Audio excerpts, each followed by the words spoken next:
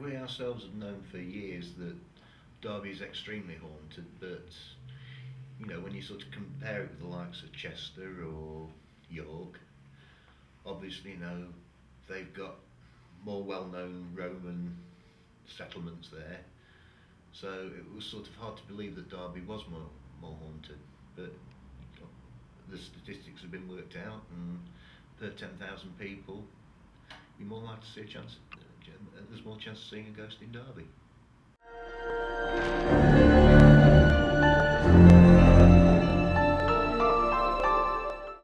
Derby's favourite paranormal venue, Derby Jail. Actually, it's England's favourite paranormal venue, which just won an award.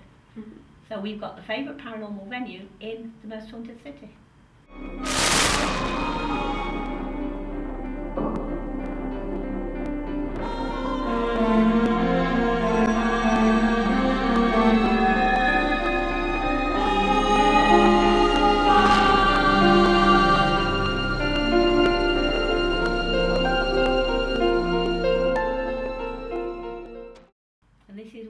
Haunted buildings. People say that it's going to be an awful place with energy because it was a jail, because of all the people that died here. But it's so welcoming and it's weird. But having said that, it does affect different people in different ways. Some people can't bear to be in here for more than 5 minutes. Yet others that walk in, they feel perfectly welcome. And they just can't stop coming back.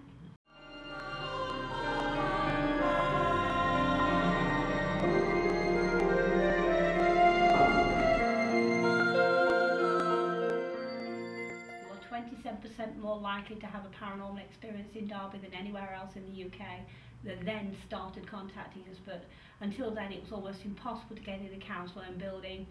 Richard Felix, who owns this building, tried to get ghost walks for them, and the trouble he has getting into council buildings, it's ridiculous, but they just weren't interested until they realised maybe there's a bit of money to be made from it. But until it became well known, they didn't publicise it, so no, it isn't a myth. These little dowels in the wall where all the pieces of slate. The bodies are still under there. If you dug down far enough, you may find a few teeth if you're lucky. It entails starting at the jail, where we introduce ourselves and generally throw you through the cells. Give you some idea what jail life was like in the 1756 when the jail opened.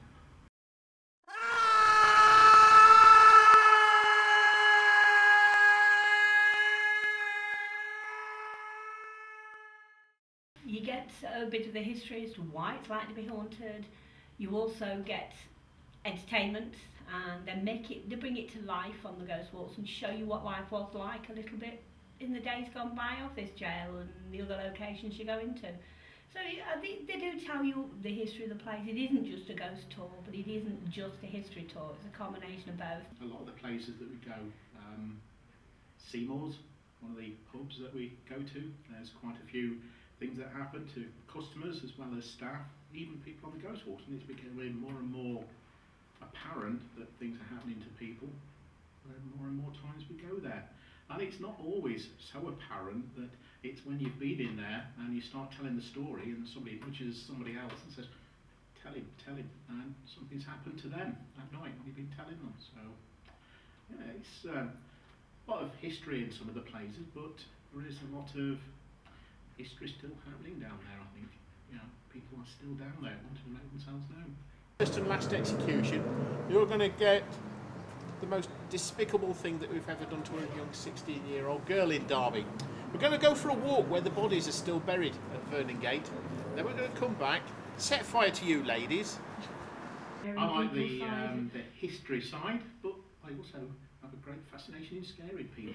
And if people scream, and I can go home and sleep well at night, knowing that somebody in Derby is more scared than I am. Okay. Yeah.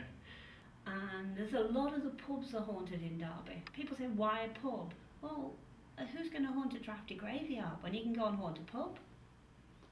There's a lot of energy there. There's a lot of people constantly going, and if they are the spirits of people, they feed on energy, and people release energy, so they're going to go where there's a lot of people turn up.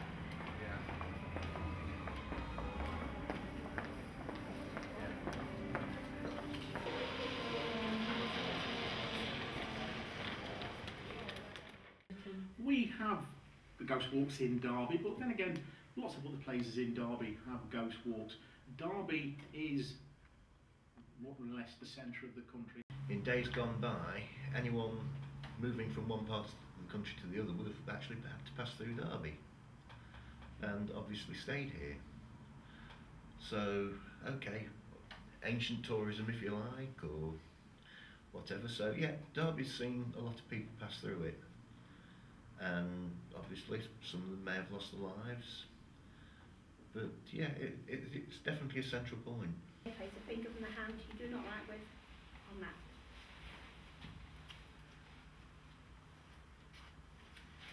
I want you to totally clear your mind and just concentrate on the top of that.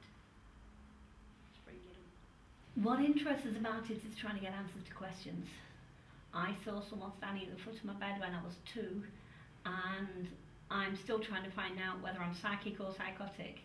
The more and more I've been doing the ghost walks, the more and more I'm beginning to believe that there is something out there afterwards. Whether it is just a little bit of residual energy, or a little bit that more people are more in tune to it than some people, and that's why they pick up on it more.